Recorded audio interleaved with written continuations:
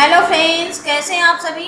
राज education centre के online education channel में आपका वेलकम है और आप देख रहे हैं हमारा यूट्यूब चैनल। ये जो हम लेक्चर प्रोवाइड कर रहे हैं क्लास 10th के लिए मैथमेटिक्स का लेक्चर है।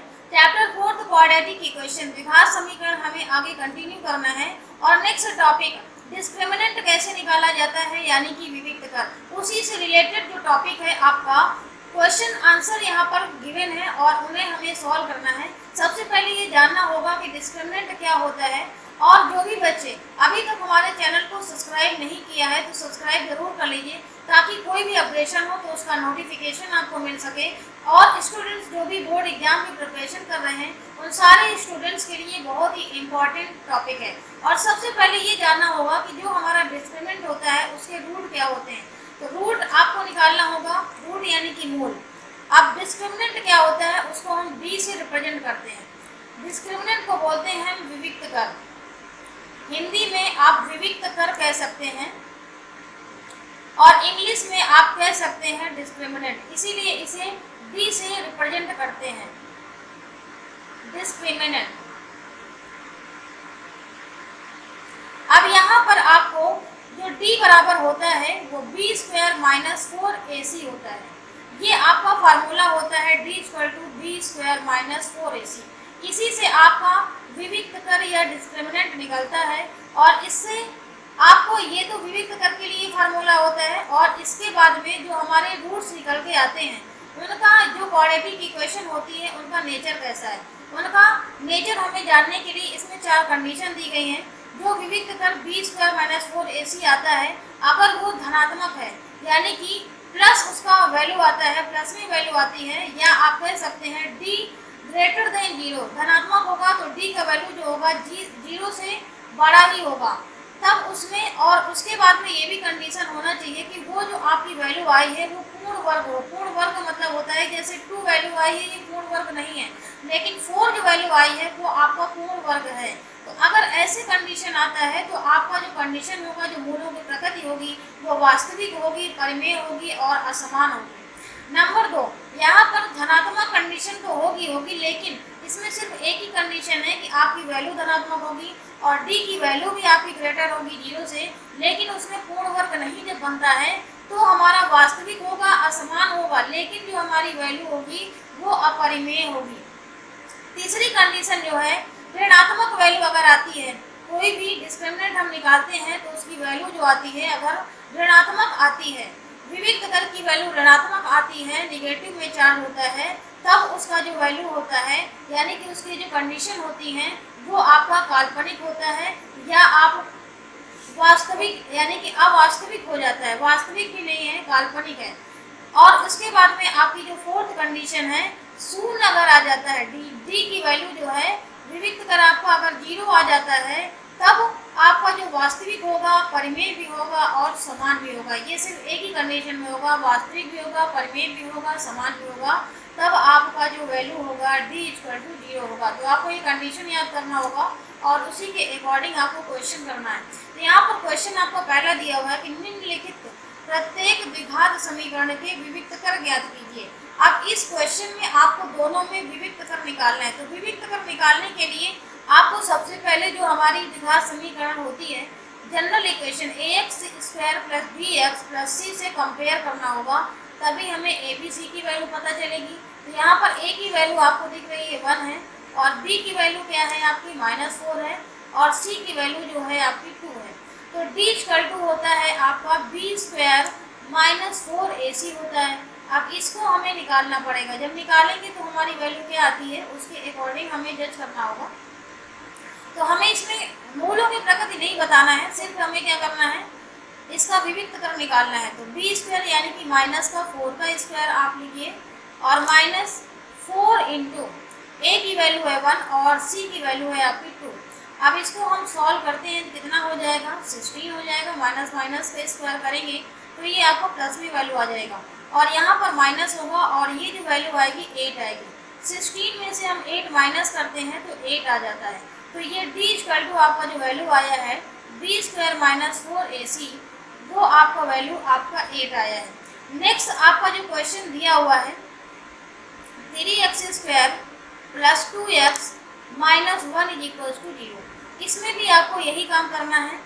सबसे पहले आपको कंपेयर करना होगा, तो a की वैल्यू आपको निकालना होगा। a की वैल्यू होगी 3 होगी, और जो b की वैल्यू होगी आपकी 2 होगी, और c की वैल्यू -1 होगी। तो d इक्वल टू आपको निकालना है b स्क्वायर माइनस 4ac। अब इसी में हमें वैल्यू को पुट करना है, तो क्या वैल्यू निकल के आती है, 2 का स्क्वायर माइनस 4 इंटू a की वैल्यू है आपकी 3 और c की वैल्यू है -1। अब सबसे पहले हमें क्या करना है, 4 माइनस माइनस यहाँ पर प्लस हो जाएगा और 12 हो जाएगा। 4 में से आपको 12 ऐड करना है, तो कितना हो जाएगा, 16 हो जाएगा। यानी कि d की जो वैल्यू है वो 16 हो जाएगी। यही आपके आंसर्स होंगे। सेकेंड क्वेश्चन का आंसर ये है, और जो फर्स्ट क्वेश्चन है d की वैल्यू 8 आई है।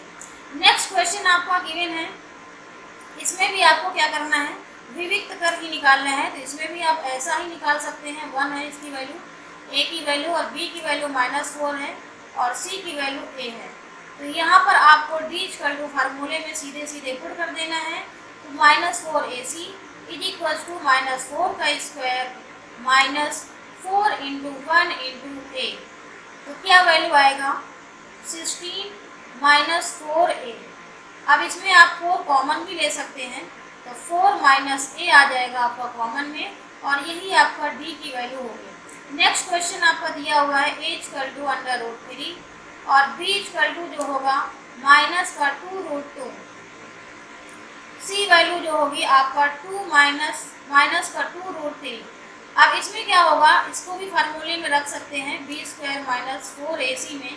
तो d की वैल्यू यानी कि विविक्त कर जो हमारा निकल के आएगा -2√2 का स्क्वायर, और -4 इंटू a √3 इंटू c की वैल्यू है 2√3। अब देखिए इसको सॉल्व करेंगे तो क्या आएगा, 2 2 जा 4 2 जा 8 वैल्यू आएगा, और माइनस माइनस प्लस हो जाएगा, 4 2 जा तो 8 हो जाएगा, और 8 में से हम ये √, और √3 जो है इसका 3 वैल्यू आ जाएगा, तो ये वैल्यू होगी 3। तो 8 3 जा कितना होता है, 4 2 जा 8, और 8 3 जा 24। तो ये 24 आपका वैल्यू आ जाएगा। अब 24 को हमें क्या करना है, 8 के साथ में ऐड कर देना है, तो 32 आ जाएगा। तो d की वैल्यू जो आपकी निकल कर आई है 32 आई है, और यही इसका आंसर होगा। नेक्स्ट क्वेश्चन आपका सेम, इसमें भी आपको यही काम करना है। इस क्वेश्चन में भी आपको विविक्त कर d निकालना है। a इक्वल टू आपका 1 है, और b इक्वल टू भी आपका 1 है, c इक्वल टू भी 1 है। तो देखिए इसमें d इक्वल टू क्या आएगा, b स्क्वायर -4ac, कितनी वैल्यू आ जाएगी, 1 का स्क्वायर -4 इंटू 1 इंटू 1। तो ये क्या वैल्यू आ जाएगा, 1 - 4 इज इक्वल टू -3। तो d की वैल्यू आपको दिख रहा है कि कैसा है, ये -3 में वैल्यू आ रही है। और इसके बाद में इस क्वेश्चन में भी आपको क्या करना है, a इक्वल टू 1 है, और b इक्वल टू जो है आपका यहाँ पर p है, ये p आपका गिवन है, और c की वैल्यू है 2a है। तो ये क्या होगा आपका, b इक्वल टू जो होगा b स्क्वायर -4ac। अब देखिए b square, p square -4 into 1 into c 2a, ये कितना वैल्यू हो जाएगा, p स्क्वायर -4 2 जा 8a। यहाँ पर जो d की वैल्यू आएगी p स्क्वायर -8a आएगी। ये आपका आंसर होगा। नेक्स्ट क्वेश्चन आपका दिया हुआ है 7th और 8th। इसमें भी आपको क्या करना है, b इक्वल टू आपको निकालना है b स्क्वायर -4ac। तो यहाँ पर आपको नोट कर लेना है, a इक्वल टू 1 है, और b इक्वल टू -1 है, c इक्वल टू 1 है। तो क्या करना है, अप्लाई करना है फार्मूला को। d इक्वल टू जो होता है b स्क्वायर -4ac, b की वैल्यू है आपकी -1 का स्क्वायर, -4 इंटू 1 इंटू 1। ये जो वैल्यू आएगी आपकी 1 - 4, आपका जो आंसर होगा -3 होगा। d इक्वल टू जो वैल्यू आएगी -3। नेक्स्ट क्वेश्चन, इसमें भी आपको वही काम करना है। a इक्वल टू 1 है, और b इक्वल टू -2 है, c इक्वल टू आपका k है।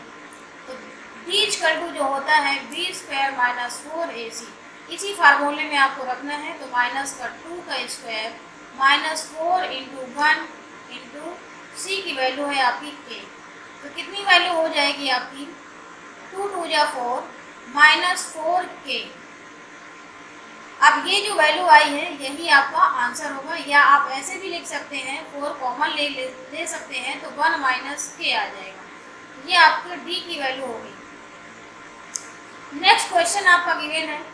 अब इस क्वेश्चन में आपको क्या करना है कि मूलों की प्रकृति हमें बतानी है, जो भी हमें रूट्स निकालना है उनके हमें नेचर कैसा है ये बताना है, ये कंडीशंस हमें बताना है कि ये समान होगा कि असमान होगा कि प्राकृतिक होगा कैसा होगा। जैसे क्वेश्चन में आपको दिया हुआ है, और इसमें भी आप तभी बता पाएंगे जब आप विविक्त कर निकालेंगे। तो इसमें भी आपको पहले विविक्त कर ही निकालना पड़ेगा। तो ए की वैल्यू यहाँ पर 2 है और बी की वैल्यू है 5, जो सी की वैल्यू भी आपकी गिवन है 5। तो डी इक्वल टू जो गिवन है b² - 4ac। अब देखिए क्या होगा, b² यानी कि 5 का स्क्वायर -4 इंटू ए 2 इंटू सी कितना हो जाएगा 25 -4 2 जा 8 8 5 जो 40, यानी कि ये माइनस में वैल्यू आ रही है। आप देख सकते हो यहाँ पर इसको माइनस करेंगे तो आपका जो वैल्यू आएगा माइनस का 15 आएगा। तो ये माइनस में वैल्यू आ रही है यानी कि ऋणात्मक है। तो ये हमारा जो विविक्त कर का जो मूल आया है, जो मूलों की प्रकृति होगी वो आपकी काल्पनिक होगी, या आप लिख सकते हैं अवास्तविक होगी। तो ये आपकी कंडीशन होगी और यही हमें इसका नेचर बताना है, काल्पनिक होगा या आप लिख सकते हैं अवास्तविक होगा। नेक्स्ट क्वेश्चन आपका दिया हुआ है, तो इसमें भी आपको काम करना है। a = 4 है और b = -4 है, c = 1 है।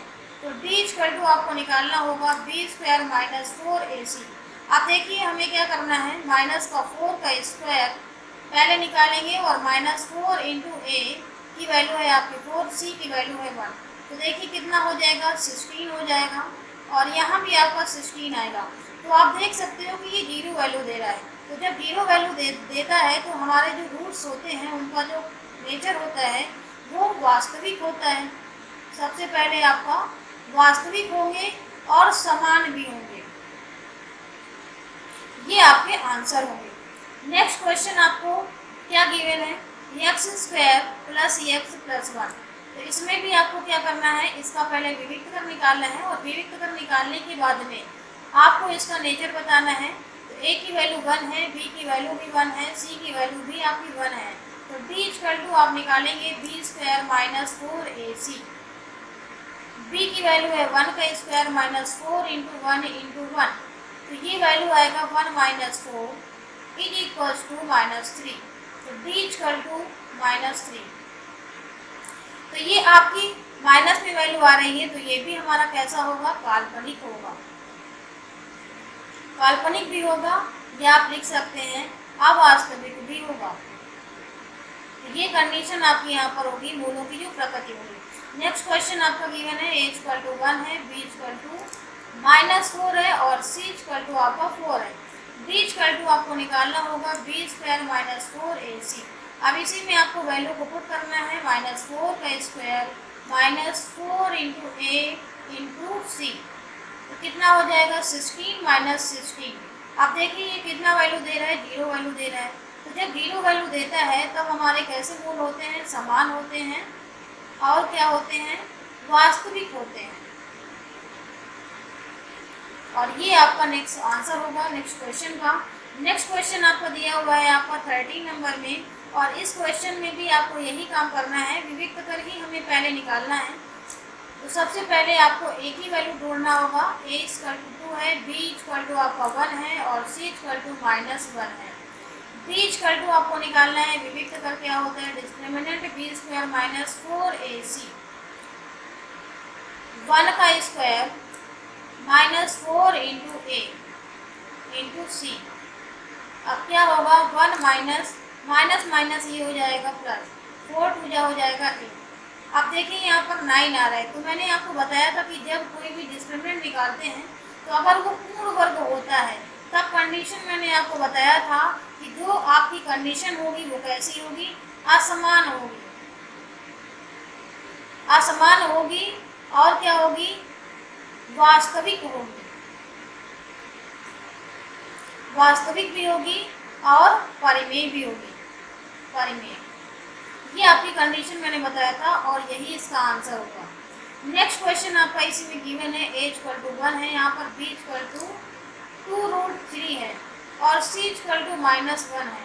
तो क्या हो जाएगा, d equal to b square minus 4ac,